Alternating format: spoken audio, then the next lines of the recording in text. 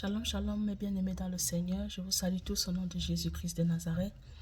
Écoutez, je ne serai pas longue, mais j'ai un message pour toi qui va me suivre. J'ai un message pour toi qui va me suivre ce matin et je prie que ce message te fortifie. Écoute ceci. Le diable, on ne le combat. Le diable, on ne le fuit. Comment vais-je dire? Le diable, on ne fuit pas le diable, mais le diable, on le résiste. Le diable, on le combat.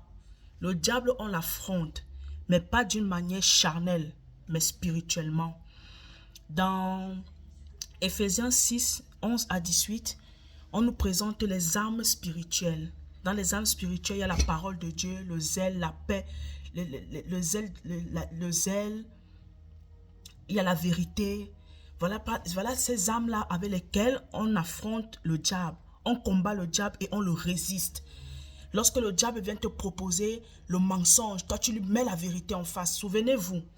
Souviens-toi, lorsque le diable a voulu corrompre, séduire Jésus, après ses 40 jours et 40 nuits de jeûne, le diable s'est servi de la parole de Dieu pour séduire Jésus, qui lui était la parole, mais qui était Dieu, mais Dieu homme, qui était le Fils de Dieu, mais Fils de Dieu, Jésus-Christ homme.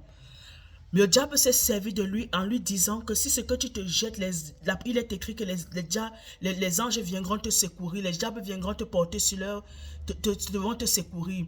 Jésus leur a dit, on ne tente pas le Seigneur. Le diable a essayé de séduire Jésus avec la parole.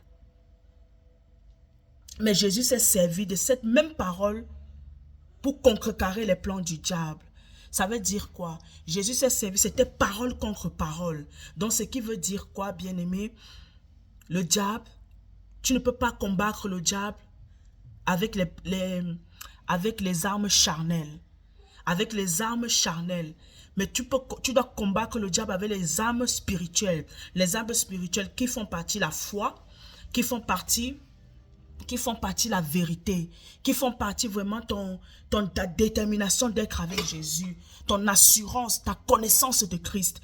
Tu dois être sûr et rassuré que réellement Dieu est avec toi, que Dieu te connaît et que toi tu connais Jésus et que tu connais Dieu, tu connais Jésus-Christ de Nazareth.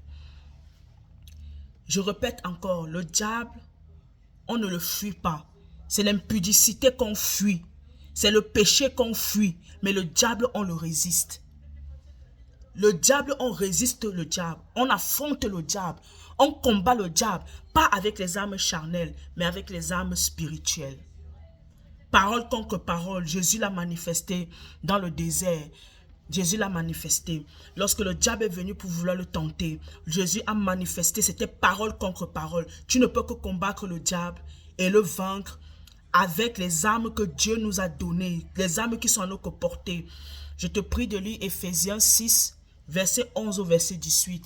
On te récapitule vraiment, on va te dire au début, on va te dire, on ne combat pas contre la chair et le sang. Nos armes qu'on combat ne sont pas charnelles, mais elles sont spirituelles. Tu vas voir, à fur et à mesure que tu vas descendre, on va te décrire par A plus B les armes. On va te dire la ceinture de la vérité, la cuirasse. On va te citer les armes qu'un chrétien, je parle bien d'un vrai chrétien, celui qui a reçu Jésus dans sa vie, celui que Jésus, le Saint-Esprit témoigne en lui qu'il est véritablement l'enfant de Dieu. C'est celui-là qui peut s'octroyer, c'est celui-là qui peut se servir, c'est celui-là qui peut utiliser, qui a été mandaté, celui à qui on a donné ces armes-là pour combattre le diable sur la terre. Parce que bien aimé, sache une chose, tant que tu es vivant, tant que tu es sur la terre, il y aura toujours le combat. Le diable ne te laissera jamais en paix. Tu seras toujours combattu. Voilà pourquoi Dieu nous a donné les armes. Dieu nous a donné les armes afin que nous puissions être toujours prêts pour combattre Satan. Et la parole de Dieu nous dit, ce sont les violents qui s'empareront du royaume des cieux. On ne parle pas des violents. La violence avec les armes charnelles. Que peut-être tu vas frapper ton prochain. Tu vas faire du n'importe quoi. Tu vas te comporter comme un homme animal. Pas comme un homme spirituel. Quand on parle de violents qui s'emparera, ce sont les violents. Ceux-là qui vont résister au diable jusqu'à la fin. Ceux-là qui vont résister aux tentations du diable. Ceux-là qui diront non, qui vont s'opposer à la séduction du diable dans leur vie.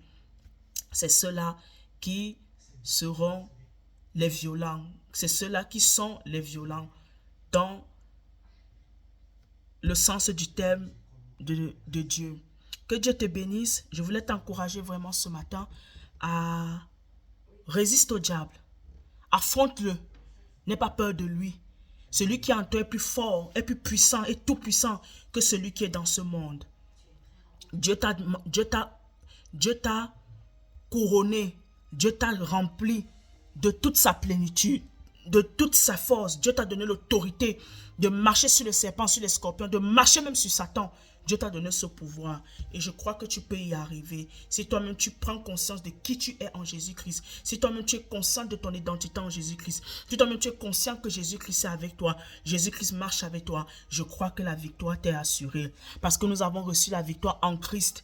Voilà pourquoi Jésus-Christ a dit, vous êtes plus que vainqueurs. Bien-aimé, tu es plus que vainqueur par Jésus-Christ qui t'a aimé, par Dieu le Père qui t'a aimé en Jésus-Christ. Alors bien-aimé, courage. Courage, nous sommes en guerre. Nous sommes en guerre en tant que chrétiens, nous sommes en guerre. Nous devons nous revêtir de la plénitude des armes spirituelles afin de ne pas, lorsque nous sommes devant le diable, perdre tous nos moyens, régner la foi, à nous détourner de la véritable vie chrétienne.